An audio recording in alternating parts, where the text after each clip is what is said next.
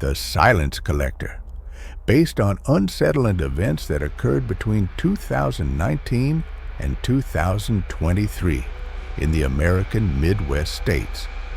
They called him the Silence Collector. This chilling nickname was coined by the press after the unexplained disappearance of 13 people across 3 states, Illinois, Indiana, and Ohio. Disappearances without a struggle, without witnesses, without a trace. Nothing except for one thing left at each scene, a dictaphone placed prominently, always turned on. Authorities initially thought it was a morbid prank, but the recordings told a different story. Minutes of complete silence. Then sometimes a faint sound, a slow breath, as if muffled. And always at the end, a deep, hushed voice whispering the same phrase, identical each time. This silence is mine now. The first victim, a university professor in Chicago, was last seen leaving the library at dusk. His apartment was untouched.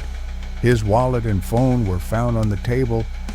The dictaphone was placed on his bed pillow.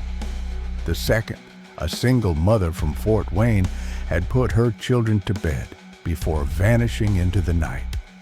Again, no sign of forced entry, no sign of a struggle, just the dictaphone, this time placed on her baby's high chair.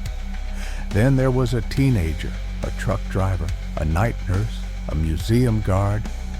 All of them vanished silently, always at night, often during power outages or passing storms, as if the killer waited for the exact moment the world became vulnerable. The FBI formed a special task force, but nothing. No link between the victims, no apparent motive. The nickname, the Silence Collector, came from the idea that this killer didn't want bodies, or money, or power. He just wanted their absence, their pure, perfect erasure from the world.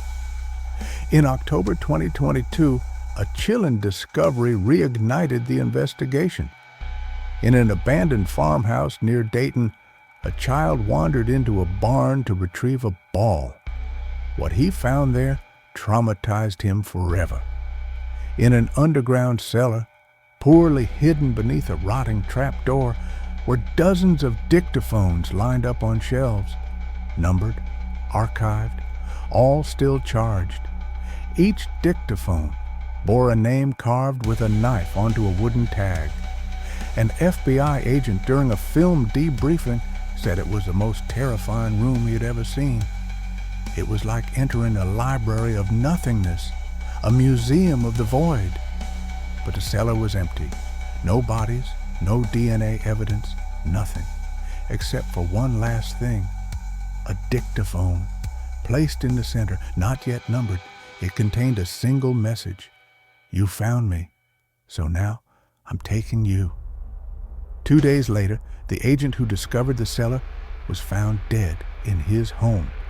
Windows locked from the inside, alarm system activated, nothing was missing, and on his bed, a dictaphone. Since then, the murders have stopped, at least officially. But every year, on November 3rd, the date of the first recording, a new dictaphone is sent anonymously to the FBI in an envelope with no fingerprints, no stamp. The recording is always the same. 1 minute of silence, then the breathing, and the voice. This silence is mine now. Some say it's a copycat. Others believe the collector is still out there, dormant, waiting. But the most terrifying part is that anyone could be his next masterpiece. The only constant, the silence, the perfect calm, the one that precedes the disappearance. So if one evening, at your home, everything becomes unnaturally quiet, listen carefully. You might just hear your last breath.